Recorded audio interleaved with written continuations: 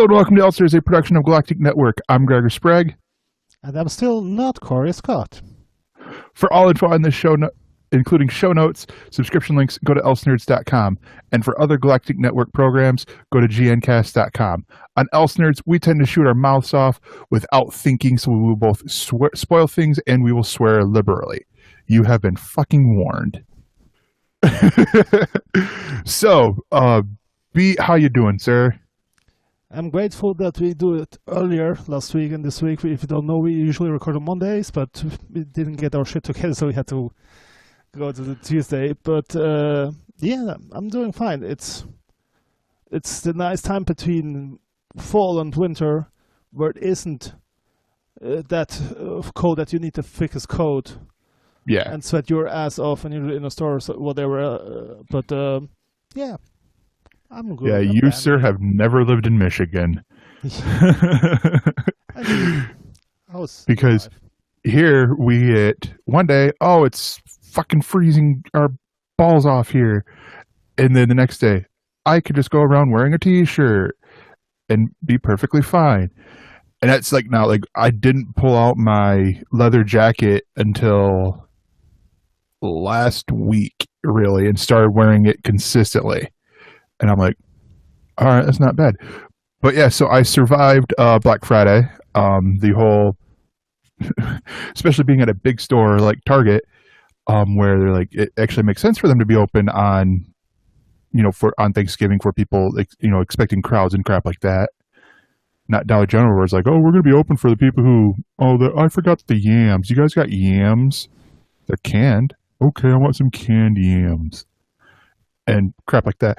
And I can't say that I went throughout the whole weekend without getting injured because I cut my hand on on our lock thing that we have. We have one of those like padlock deals, and I went up like this and just like nice little slice. You can't be truthful. That 10-year-old girl had it coming. We don't have any more pluses. Sure. But that was the other part, is we sold out of the iPhone 7 Plus so quick. Like the first 5 people all had them, and I'm like, we're done, we're out. You guys got any pluses? No. You saw the NES Classic Mini too? So the NES Classic is an interesting one because we got 5 during the initial launch. As far as I know, we got a shipment of 1 in like 2 weeks ago, and that was it. And it's one of those. It's those and Hatchimals. I'm seeing more commercials now for the Hatchimals, and I'm like, quit fucking airing those. They don't exist in stores. Sort of deal. Because in all seriousness, I am like 3 phone calls away because I work tomorrow from going, hi, this is Greg, Target Mobile. We don't have Hatchimals and we don't have the Nintendo Classic. How can I help you? Because I've had like 3 shifts where every time the phone rings, hi, Target Mobile. Is this the electronics area? Yeah. Do you guys got that Nintendo Classic? No, we do not. Do you know when you're going to get any in? We do not know. All right, thank you. Like, I'm just like, come on. Classic Nintendo. Yeah. So, enough of me bitching about my work life. Let's go on to the news for the week of November 29th, 2016. Sorry, the days changed. And I think, and the first news story, this happened this came out last week. And that is that the Rat Queens will return with a new artist and a new number 1. Now, I don't think, and Corey would be able to answer this, but I don't think many Image comics have done new number 1s before. Like, they've always, the series ends and then that's it. The creator goes on to the next thing. But this is from Image Comics and their imprint Shadowline. It's returning with New Year with a new number 1 and a new artist. Writer and co-creator Curtis J. Wiebe has recruited artist/colorist Owen Gianni, who he's done Negative Space, Negative Space, Glory, Manifest Destiny, and for what's described as a fresh, soft reboot of the fantasy series. Owen's style brings a return to to the high adventure, insane action and character comedy. Weeby told Newsarama he has an amazing talent for crafting a world, and when his characters act, they feel genuine and real. Writing scripts for Owen is the most fun I've had on the series in a very long time. Our new start with Rat Queens is getting back to the basics. 4 friends who kill monsters for money. Except it's even weirder. This is so cool. This Rat Queens is scheduled to debut in March 1st with the first arc titled Cat Kings and Other Garys. And I'm a big Rat Queens fan. This is one of the comics that I fell into I think because of Peter Panzerfaust, because of Curtis Weeby's other book. And just reading this one, I think Corey told me about it as well, but it was really just like seeing this and I'm like, okay, this is cool because it's Dungeons and Dragons, you know, your typical fantasy book, but they turn it on its head in that the main characters are women. They're not damsels in distress.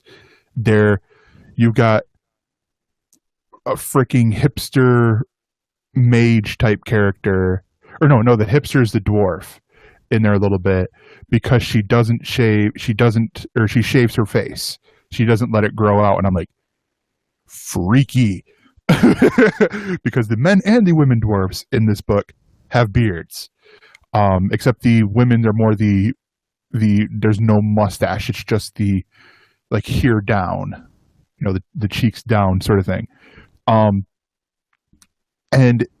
But I've thoroughly enjoyed the book when they had a break in there. It's because originally debuted in 2013, and they had a break in there when Rock Upchurch, the other co-creator and the original artist for the book, he got into some domestic abuse problems, and so then afterwards they brought in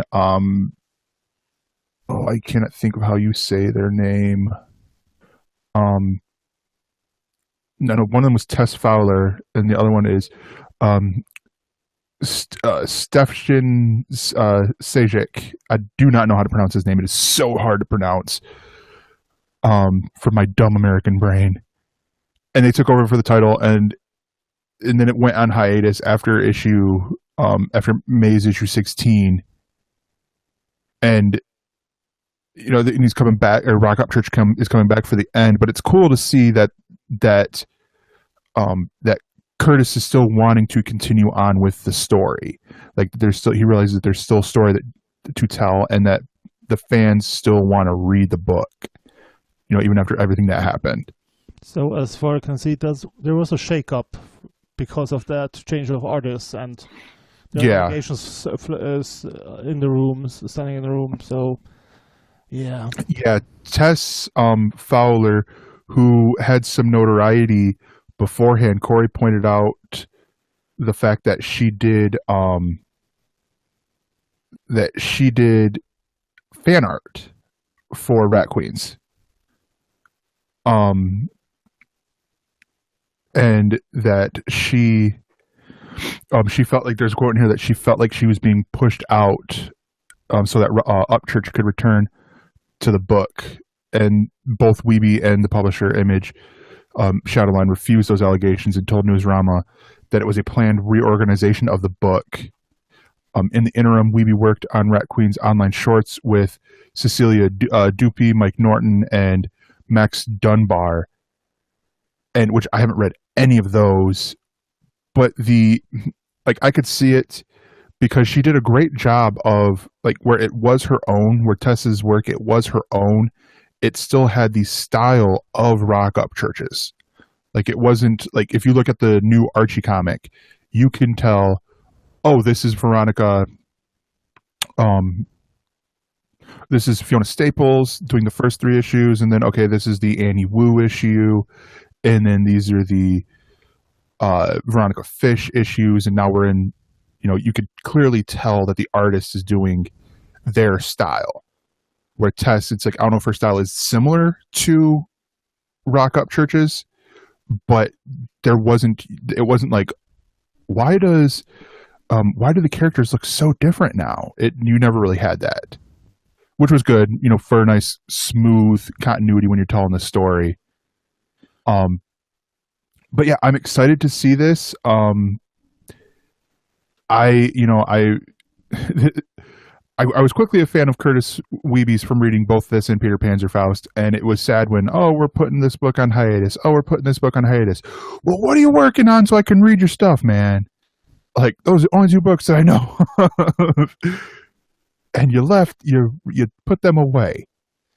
But no. There are real artists at work when they can't keep up with the schedule and deadlines, like Sandman and Juan and other people tend to do that to us fans. Yeah, that's where I appreciated when I got into comics. Matt Fraction was doing a lot of things. He was doing the Hawkeye run. He was doing Sex Criminals and Satellite Sam and all these other things over at Image, and so it's like, all right, I fell in love with this, with his writing and with his comedy and stuff like that. And now it's like, all right, he's got this one book that he's working, or these 2 books that he's working on, like they're splitting off months and stuff like that. And I'm like, all right, this is great. I still got the books. And it's like nothing. I'm like, wait a minute, where's the books? Where's my Matt Fraction? I need my fix of Matt Fraction.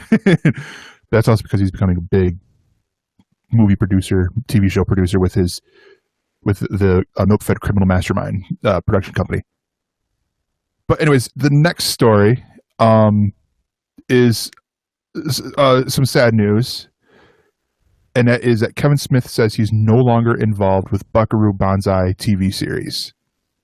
Earlier this year, Kevin Smith made the announcement that he's developing the 1984 wacky sci-fi flick, The Adventures of Buckaroo Banzai Across the Eighth Dimensions, into a TV series. He loosely mapped out the seasons, saying the events of the film would comprise season 1 and season 2 would delve into the sequel we've all dreamed about, Buckaroo Banzai Against the World Crime League.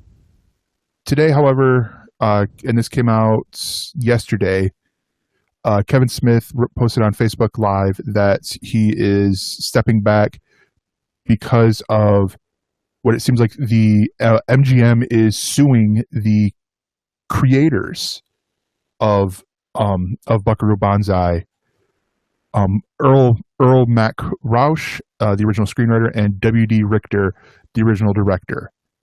And the video is a very lengthy video, and basically it's Kevin Smith is saying, they're nice, MGM's good, nice people. I don't know what's going on with this. We haven't done anything in terms of production yet. But this is not how I wanted to do things, because it's, both sides claim ownership. Both sides claim, MGM claims that they have ownership. The director and screenwriter claim that they have ownership of Buckaroo Banzai.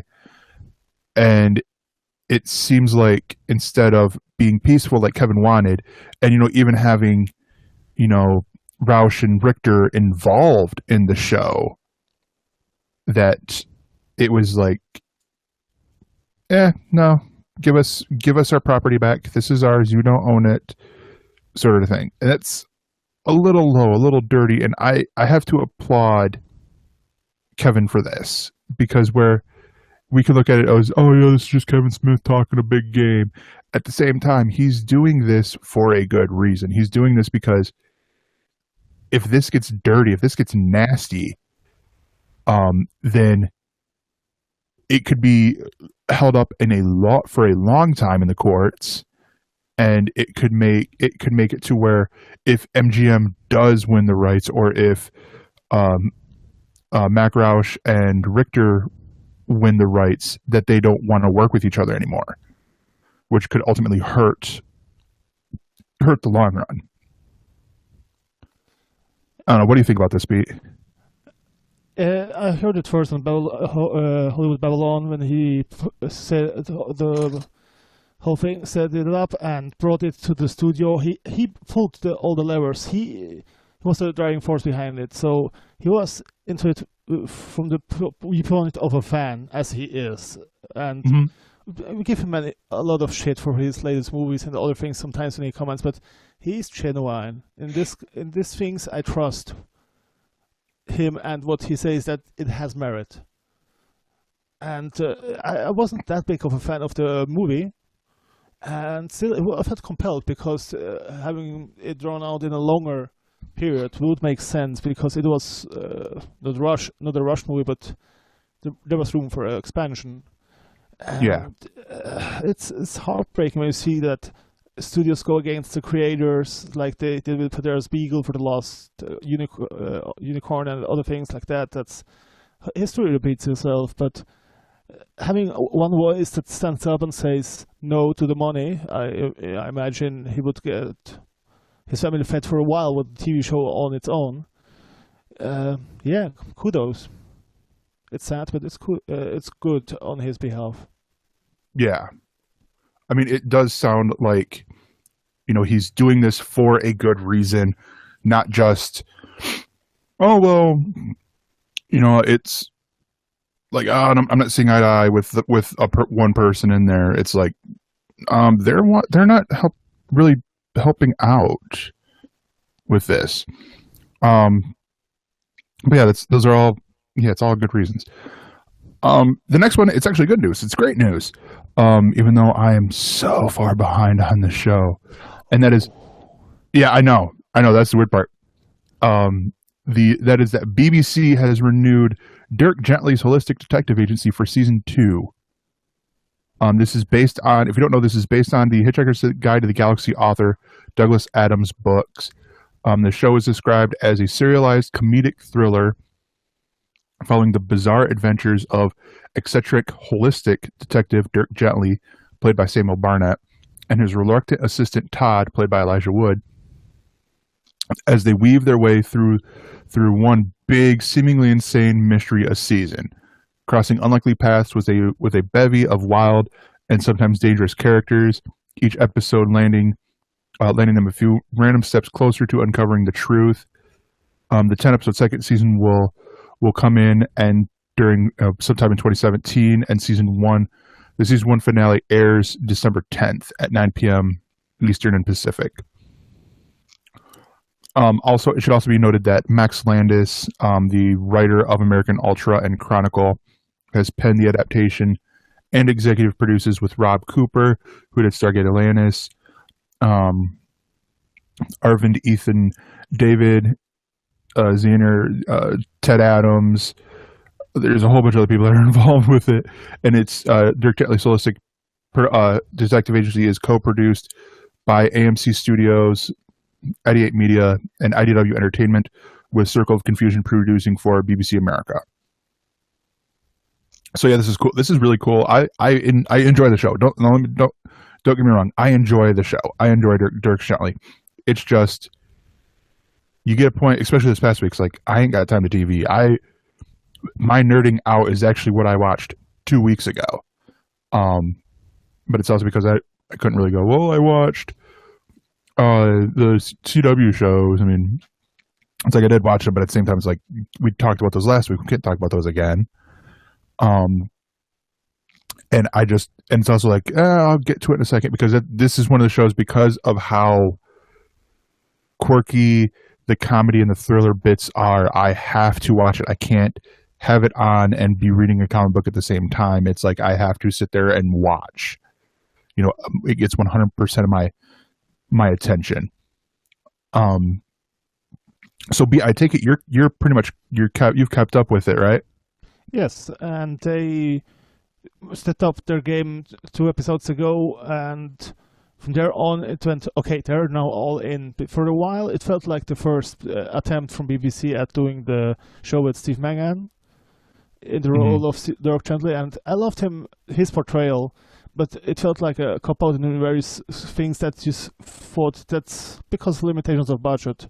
There, it had the feeling of a bit low-budget production, but I used it wisely when it's necessary, the money, and then put in some special effects that make it the quirkiness of Douglas Adams doesn't work with the the traditional narration. It has to have this highs and lows or unexpected moments, and they did that pretty well. Elijah Wood is the only thing that he's not Daniel Radcliffe. Daniel Radcliffe can disappear in his roles, but Elijah Wood is Elijah Wood to me, and that's not. He's a good person, but he will always be I'll say again, Frodo. Be Frodo for me, yes, and that's the typecasting is a bitch, but yeah, it has all the elements that were in the books, and when you don't pay attention, you said it demands your attention. That's very true, because there's so much happening inside the frame with the Easter eggs and other things going on that are awesome. And the main actor isn't bad. I just don't have the same connections with Mangan or with the character in the book itself. It felt a little bit more like a childish version of a character that appeared childish but was just chaotic mostly. Yeah, I think, if I'm not mistaken, and I'm actually going to look this up, but I think Samuel Barnett, this is his big I think this is his big break. Didn't remember seeing him before. Wait, was he in? He might have been in History Boys, a movie I need to finish for a project I was working on a long time ago. He was in 2012, the BBC show 2012. He was in Penny Dreadful, and then Dirk Gently. So he was in both the film and theater versions of the History Boys. I think that was his first one that had not Jack Whitehall, Dominic Cooper and James Corden in that movie. Yeah, it's pretty good. I found it when I was working at Dollar General. Sorry, I'm laughing because on Wikipedia, for his personal life, it's just he's openly gay. Well, thanks for that. But no,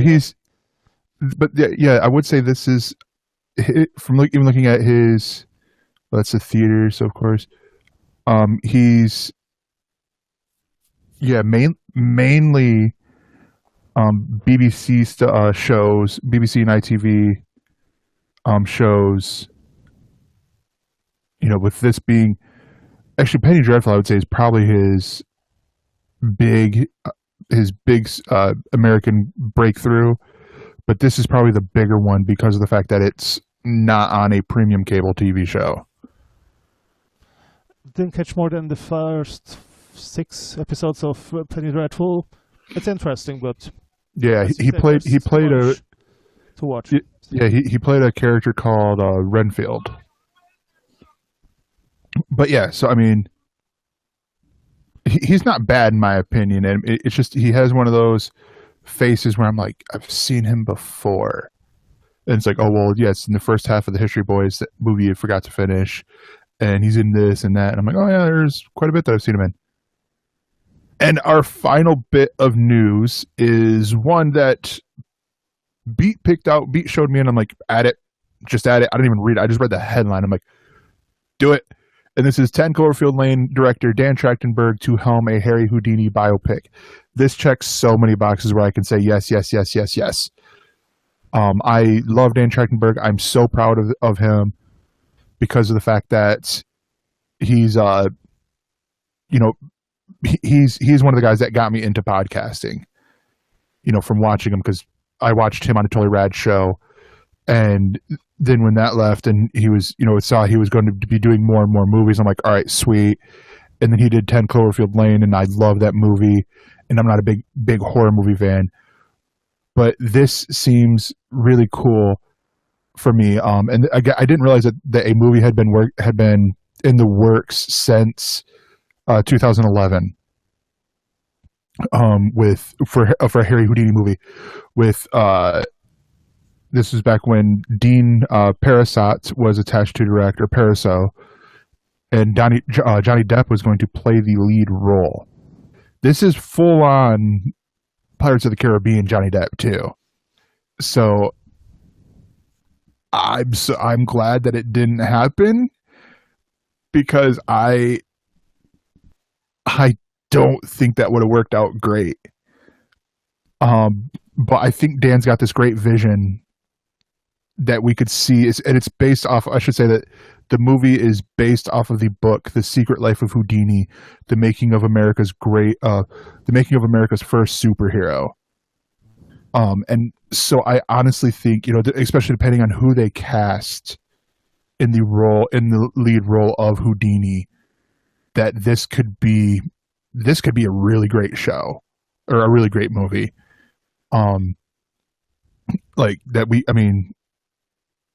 Just to see the care that Dan put in with 10 Cloverfield Lane, and how it's very Hitchcockian in some of its, like, how it's plot and its approach. To see him go into this, covering a biopic essentially. I know it's probably gonna be one of those. It's like loosely based. If it's based on the book, and the book's probably loosely based on, his life and stuff. But still, I mean, I think this is gonna be pretty cool. I mean, what do you think, B? Yes, there were other interesting Houdini movies that it's more were biopics, and the one, what was the known one that came, was it the Prestige? The Prestige. Isn't that the one with Hugh Jackman? Yeah. There were some things out there that covered, as I said, his space. This seems to cover more his later time, when he went after the people that pretend to be supernatural and having abilities to talk to the dead, and that part of his life will be more put into the focus than just his magic shows. So yeah, it's interesting, because he's kind of like Richard Dawson or Hitchens, the late Hitchens, but he tries to get people with his intelligence. That was a fact many people didn't know about Houdini, that he was not just a showman, but he had many things going on for him. And I'm interested in the material. I'm interested in the person. I'm not Attack of the Show viewer from the old times, so I didn't know about him much. But no, he was never on Attack of the Show. Which show was it then? He was on the Totally Rad Show over at Revision 3. See, that's I'm not into American television that far back, but a different slant, not just from an old school director, but somebody that has a different views, different angle on it, and I welcome every movie that tries something different. No, yeah, the one thing I will say is, because he was at one point attached to direct Y the Last Man. That was the one. I think he was working on that before he was working on 10 Cloverfield Lane. And then the movie he was attached to a movie beforehand. I think this is more of a project he's working on with himself, with like another writer. It's called Crime of the Century. And that one sort of fell back onto the back burners a little bit too. But I mean, I'm excited for this, because I mean, and you'll see with my nerding out, I mean, it's the Black Mirror episode that he directed. But I mean, he does great work. He's a great guy. He's a great guy that does great work. So I mean, that's like, let's continue. Let's get more of him. Let's get him directing more stuff, And also, I think he just had a kid. So come on, he's got to support a kid. All right, well, that is it for the news, and we will be right back. And we are back, and it is time for nerding out. Now, this is weird for me, because I have just one episode of a TV show, and it's one that is a binge-worthy and bingeable TV show. And it covers with the last news story that we did, so I figure I should probably go first. This is Black Mirror the second episode of the third, I think technically fourth season. The third full season, they did a Christmas special between seasons 2 and 3. And this episode is called Playtest. Now this, I will say so far, and I've only seen the first 2 episodes of Black Mirror, but it seems like they're going more American with the actors. Yeah. Did you catch that too? Yeah. Yeah. It's sometimes blatant, sometimes it's very subtle. So they didn't put it on each episode because Black Mirror is its own universe. You don't get usually these vibes, and they kept it like that. But yes, it creeped up. Well, just noticing it, like I'm like, where's the British accents? Sort of deal as I'm watching this show. Did I hear? But no, Playtest. Yeah, Playtest. It's actually like it seems like it's the like Black Mirror also has this ability where it seems like you're in the future, like you're in like 10, 20 years into the future with some of this technology. This seemed like we were like maybe 5 years into the future. Like you didn't have the augmented eye things like you had with other episodes. But it was all like the cutting edge, like the starting of virtual reality, like good virtual reality, Matrix, augmented reality programming. And the story was really good. It's a really suspenseful story. And I'm not going to spoil the twist at the end, but mainly because that I feel like that does a big disservice to people. So I will save people that spoiler. But you follow around this guy who's he I think he just got off a serious relationship. He's living with his mom and I think their dad too. And he just decides, I'm going to go travel around the world. And so he's doing this. You have this montage of him going to all the different touristy places. Like I think he went to Australia and then up to Japan and, Thailand. And then eventually he makes it over to England. And he gets on this, he has this app for if he needs to make a few, like he's run a little low on funds. He has this app that he uses to where he can do like a couple little odd jobs in the country, sort of deal. And he gets that, and there's this ad for a video game tester. So he goes there and starts doing the tests, and he apparently does really well during the test. He's at the same time he's met a girl that he really likes. She's a video game journalist, so she has a whole bunch of all these video games, and she pushes him in there to more spy for her and get something, so she can get an exclusive on what they're building, because it's like this big super secret project that could change the world and all that. And he goes through and he's doing this stuff, and it gets suspenseful. I'm sitting there going, holy crap, man, this is podcast of terror level stuff here. Like it instantly is eligible for that. Which also makes me want to change my thing to the Black Mirror White Christmas episode to cover for podcast of terror next, like in 2 weeks. Can't go wrong with John Hamm. Yeah, exactly. But no, I mean, I thoroughly enjoyed this, even besides the fact that Dan Trachtenberg directed it. I mean, the story was amazing. The execution was amazing. The actors were great. I mean, there wasn't a weak spot with this at all. Like throughout the whole episode, throughout the first 2 episodes, even the other one before it was a good episode. I can't think of the title, but it's essentially all about the Facebook like button. You know how everyone gets obsessed with the likes and all the positive feedback. Well, it takes that to the extreme of you have a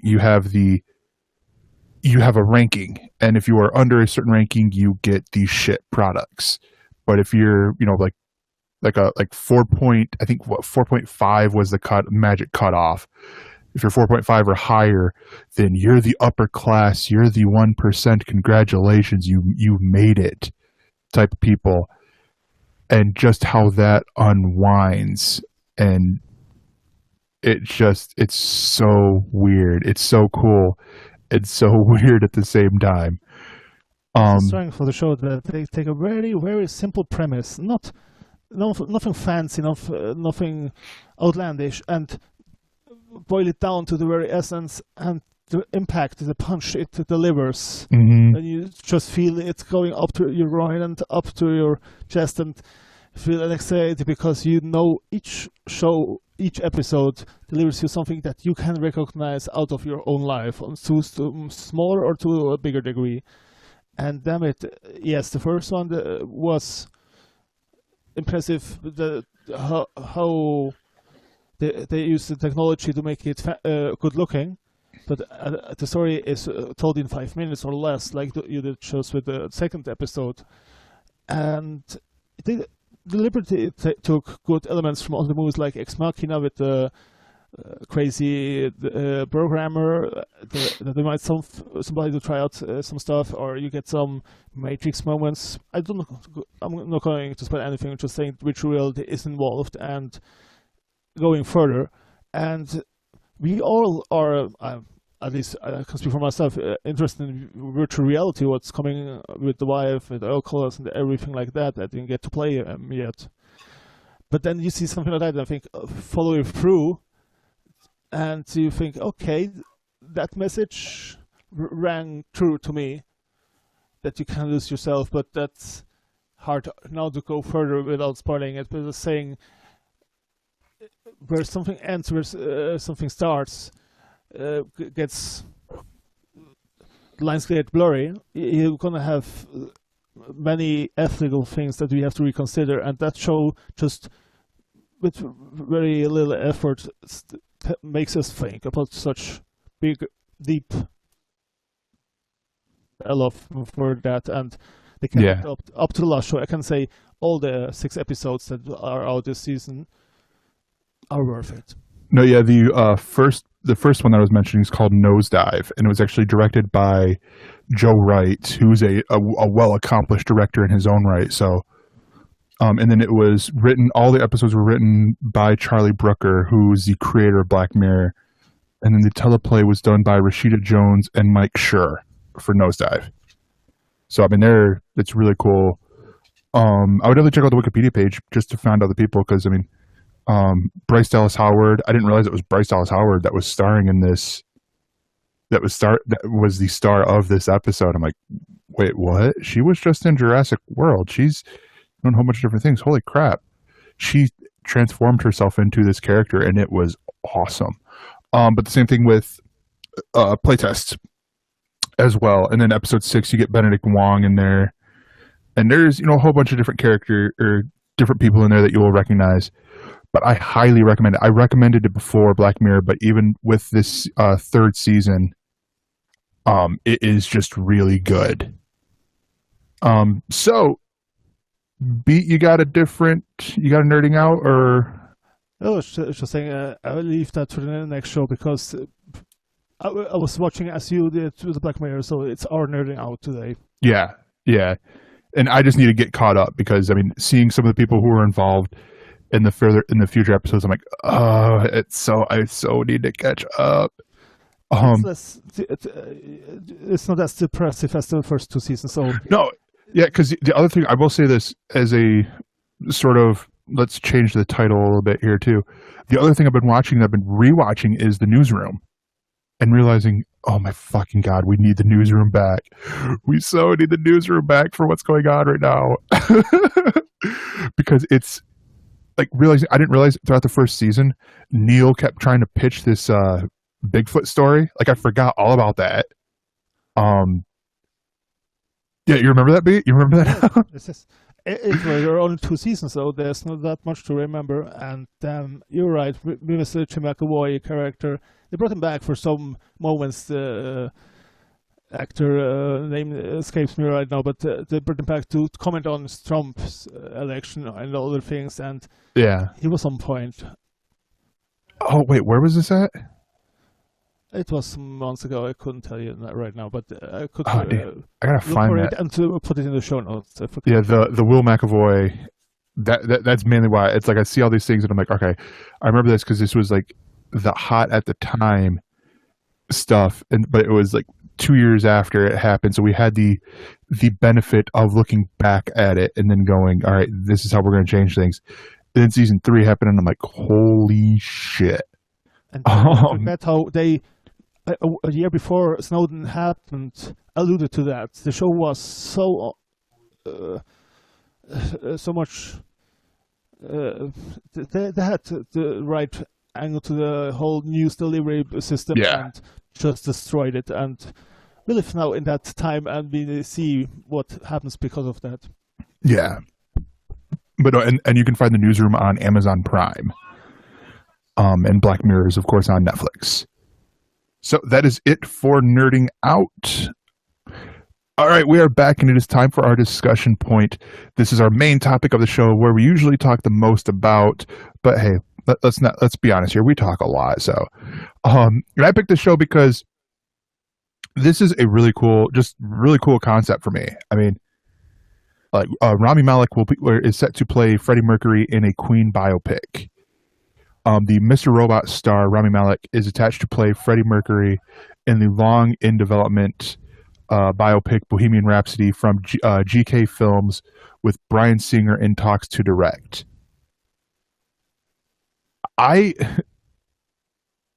It also says that New Regency and Fox are coming aboard to co-produce the film, with Graham King producing as well. And I'm sort of wanting to see how Rami Malek like just immerses himself in the character of Freddie Mercury. Because I mean, and I mean the character. I don't mean like the person, but the character that is Freddie Mercury.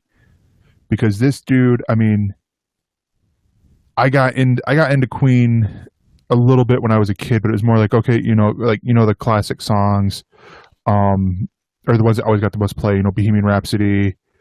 Another one, Rides the Bus. Or not sorry, that's the Weird Al parody. Another one, Bites the Dust. Yes. What's the other one? There's one that I'm forgetting that's really popular. But yeah, and it's just like, these great things, and then you find out later, you learn more about the characters, and you get into the soundography of, if you will, to plug another podcast that I've been getting into. And I could see this being an incredible film. And Rami Malek is one of those people that he does immerse himself as an actor into his roles. I mean, I've only really seen him be the playing Elliot on Mr. Robot, but even like because I think the only thing I've seen him in was Night at the Museum, where he played King Tut in Night at the Museum. But I mean, it's like, this is so far seeming like it's going to have everything right with it. I mean, you got the writer of The Theory of Everything, Anthony McCartan, penning the script. And I hate to say it, but I think Rami Malek's a better choice at Freddie Mercury than Sacha Baron Cohen. Because, I mean, I think you could put Sacha Baron Cohen in a mustache and you're going to be like, it's a Borat. That's honestly what his problem. That's exactly what his career is falling under now. That he doesn't get the credit he has, because he can act very well. Sacha Baron Cohen has also the physical appearance of Freddie Mercury, a very, very similar structure of his face. And what I worry more, because the old show, the previous version, had the same discussion going on with the other band members, that they wanted to censor the material, putting things out that are integral part of Freddie Mercury's life, because it's easy to show the grandeur and all the concerts, but there was more behind them. That person, he was a South African, and he saw the world through very different eyes, and also his sexuality was a thing that was always in conflict with the times, with the zeitgeist, and there's much to discover.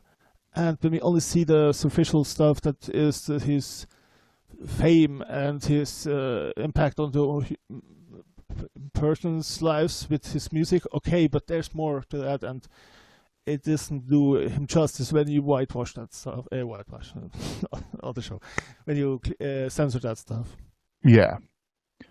No, yeah, definitely. And I mean, this is again where I think that, you know, if things do go the way that they are going to go, and they do get Bryan Singer to direct the movie, I could very well see this being a good film.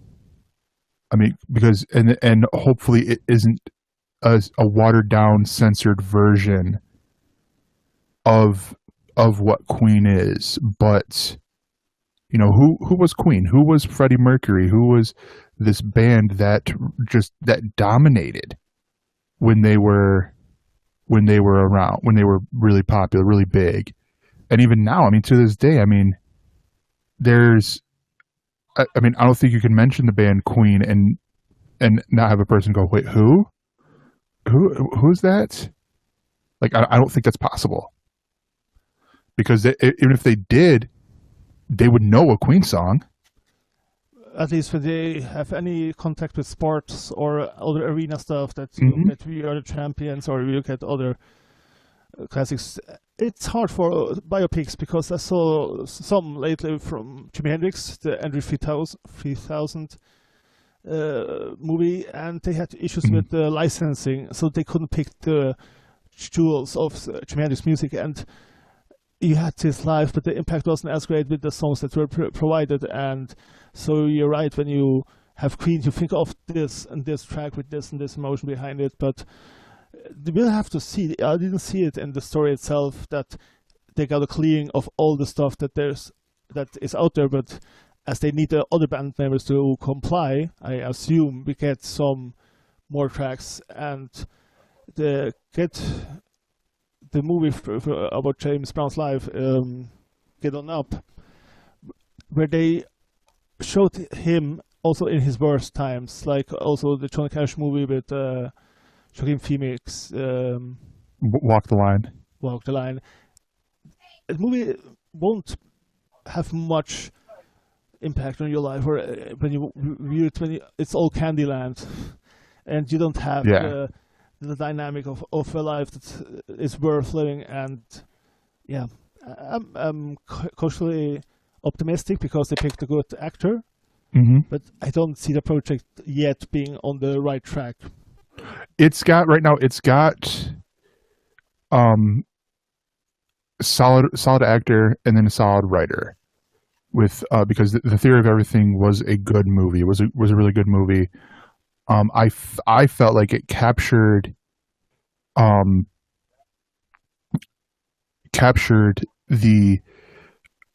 what Stephen Hawking could have been going through, as he realizes he's got Lou Gehrig's disease, and how it's he's going down the road to where he is now, where he's, you know, in this wheelchair, still a great mind, but can't move, can't talk, can't do a lot of things that we consider normal, but yet he's a great mind and all that. Then again, you can embellish much stuff, because his nurse and his relationship to her, that was just a split moment in the movie and in his life. Yeah. It was a bigger impact, and same with the Imitation Game, that even just changed the fact that made him look bad, because like he could have been pressured by his sexuality, that they could put the screws on him, and that wasn't the case. He wasn't nowhere close to being in such a situation, and we have to be careful that we don't make deities out of humans, because deities are pretty boring, as you see with Superman versus Batman. You need some Clark Kent and Bruce Wayne that is relatable and stuff like that. But yeah, definitely. Well, that is going to wrap it up here for us. And just like you, Galactic Network has bills that needs to get paid. Where you guys usually have rent or utilities or the cable bill or Netflix. Every month we have website and audio hosting. So we got two ways that you can support us. Both can be found over at patreon.com/support. And on that page, you will find links to our Patreon campaign, where you can make a recurring monthly goal or pledge of at least $1. But we have different prizes and perks at the $1, $2, or $1, $3, and $5 level. Look at us. We're right up there at the top there in the logos. Or, because it's super simple. I mean, because all this is, we're not looking to make money. We're just looking to keep the lights on, folks. And look, isn't that so beautiful? ElseNerds. But the other way, and it's even easier. And actually, I could have said this yesterday, but Amazon has their sales that they have all the time. They have their deals, and so you go there. You go to get stuff on Amazon. Well, why not go and buy stuff through our link? You go here, as you can see on this page right here. You go here, you find whatever you are wanting. You can add more stuff in there than what's on that screen, and then you add it to your cart, and it goes to like 3% of that money that you would be going all to Amazon or all to the people who made the product you're buying. 3% of that goes to us, and it helps us out. That's freaking awesome.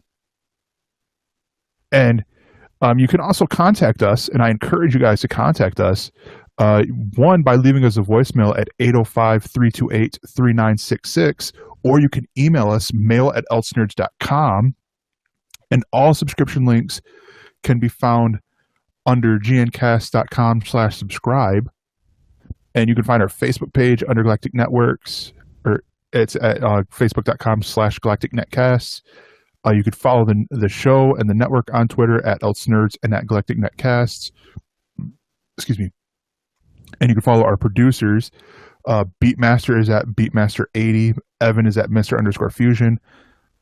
Corey is at Don't Ask Comics. And I myself am at That Gregor.